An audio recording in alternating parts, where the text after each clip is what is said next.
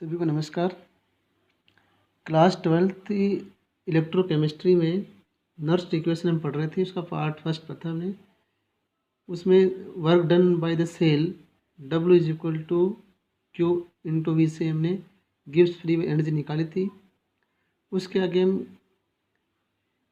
कैसे सेल का पोटेंशियल निकाल पाएंगे नर्स इक्वेशन से, वो पढ़ेंगे। तो हमने क्या पढ़ा था कि W इज इक्वल टू था Q into V. Work done by cell is equal to Q, इसमें क्या है चार्ज, V इसमें क्या है पोटेंशियल। Q इसमें क्या है चार्ज, V के इसमें पोटेंशियल। और आपने Q की वैल्यू निकाली थी चार्ज की, कितनी निकाली थी, वो निकाली थी आपने NF number of electron to Faraday. F की वैल्यू क्या थी 96500 कूलाम। और V इसमें क्या है सेल का वो पोटेंशियल है, वो है ई सेल है, पोटेंशियल ऑफ इलेक्ट्रोड। तो V इसमें क्या है ई सेल है। तो इसको रखेंगे हम तो क्या आएगा value W is equal to Q की वैल्यू NF इंटू वी क्या है ई सेल। ये हमने पढ़ा था अभी सुबह।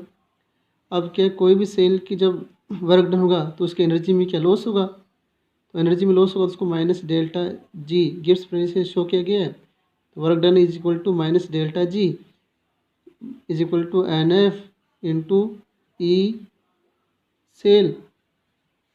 यदि दूसरा ऐसे भी लिख सकते हैं हम delta G is equal to minus NF into E cell, E cell potential of cell. अब क्या है यदि स्टैंडर्ड कंडीशन होगी तो delta G standard is equal to minus NF into E naught cell.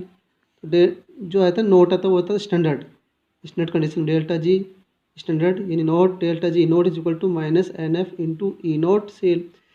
इसको यदि अब इक्वेशन 1 मान लें, इसको इक्वेशन हम 2 मान लें, इसको इक्वेशन हम 3 मान लें।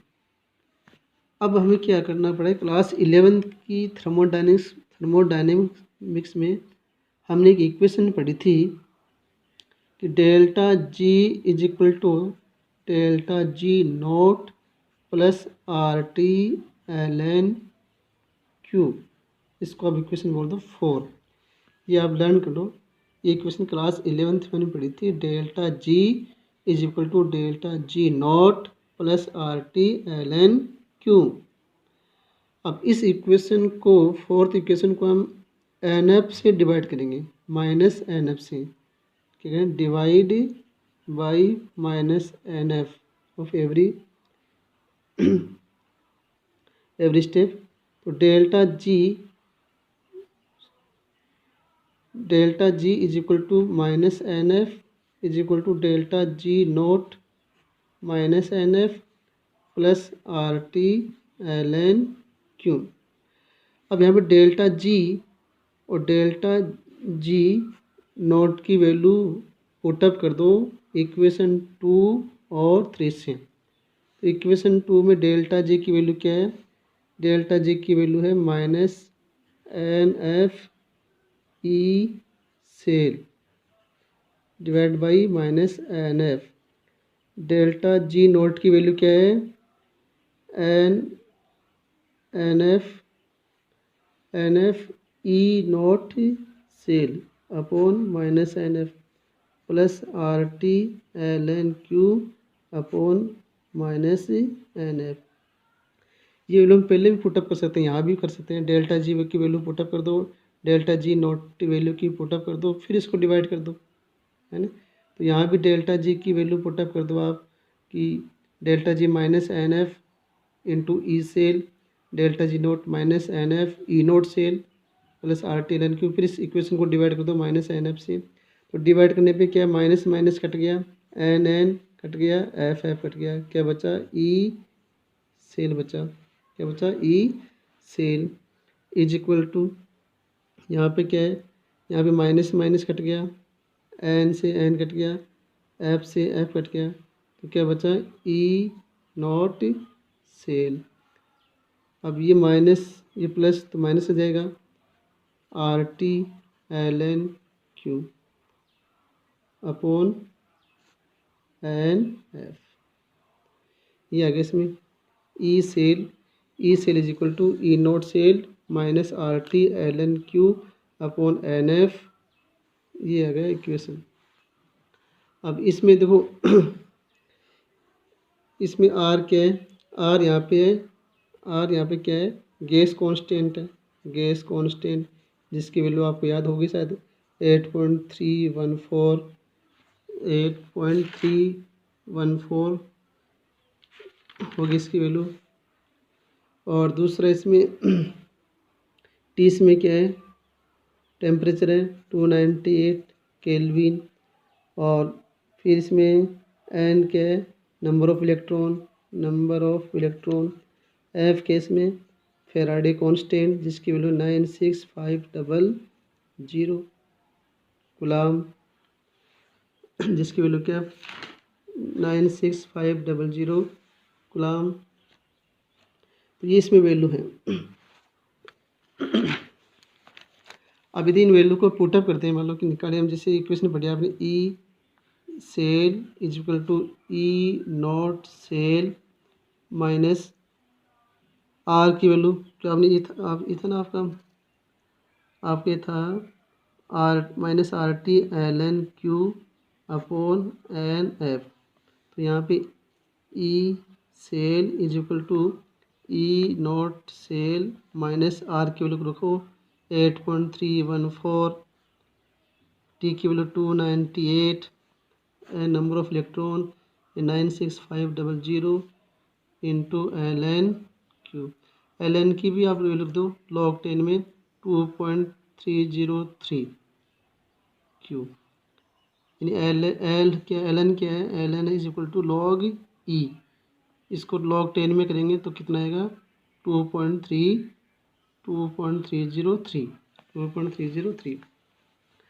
तो जब इसको सोल्व करेंगे -8.314 इंटू 298 इंटू 2.303 अपॉन 96500 को सोल्व करेंगे तो एक वैल्यू आएगी, वो आएगी इज इक्वल टू 0.059 आएगी, 0.059। किसी में 1 भी लिखते हैं, 0.059 आएगी।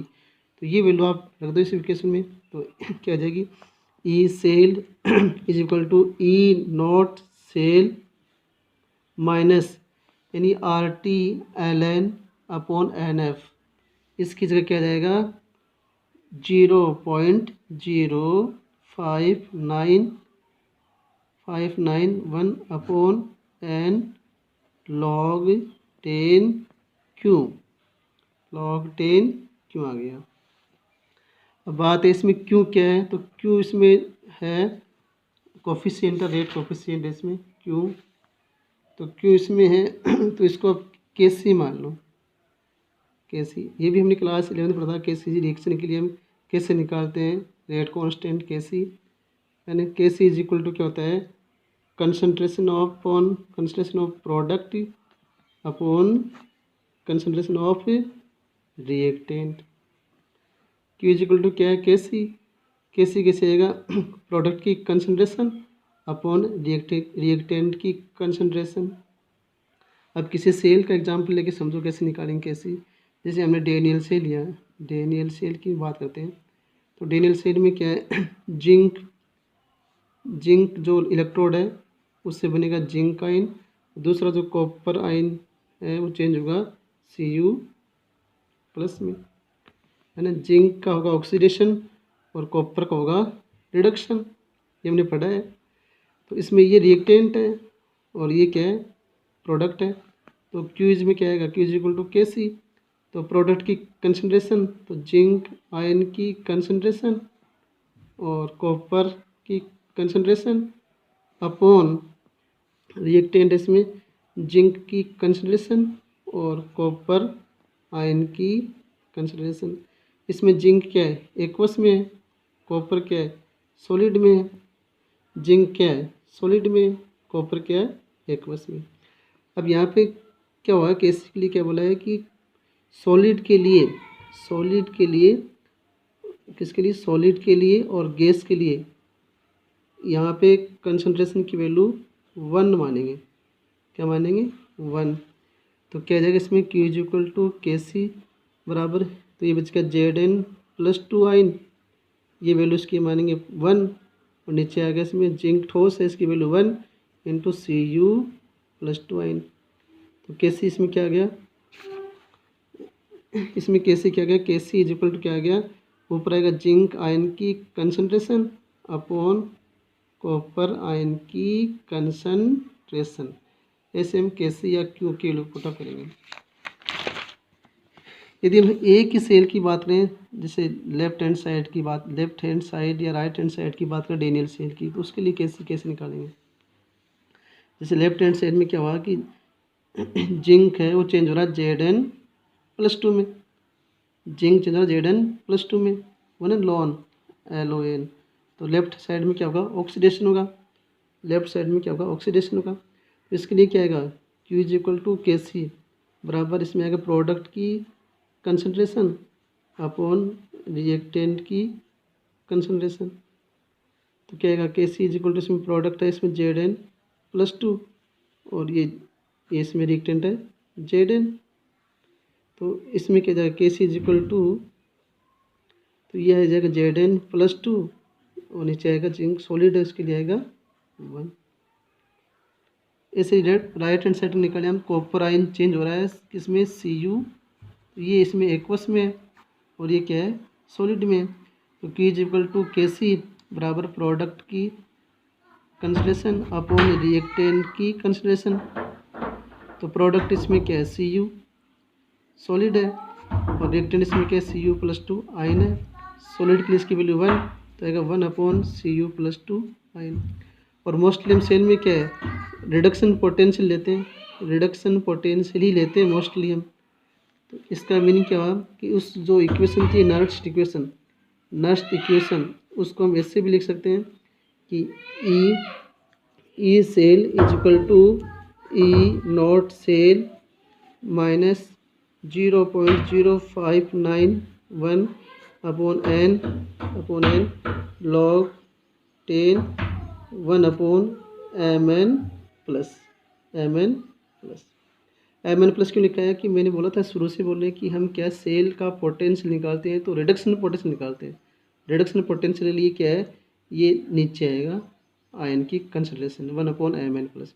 कई जगह हम ये इक्वेशन भी पढ़ेंगे, ये भी E cell is equal to E naught cell minus 0.0591 upon N number of the electron log 10 1 upon mn, या कोई भी आयन होगा मेटल का, है ना। तो रिडक्शन में क्या है, रिडक्शन में कॉपर आयन या कोई भी रिडक्शन में क्या होगा, कोई आयन होगा रिएक्टेंट और उसका बनेगा मेटल होगा प्रोडक्ट।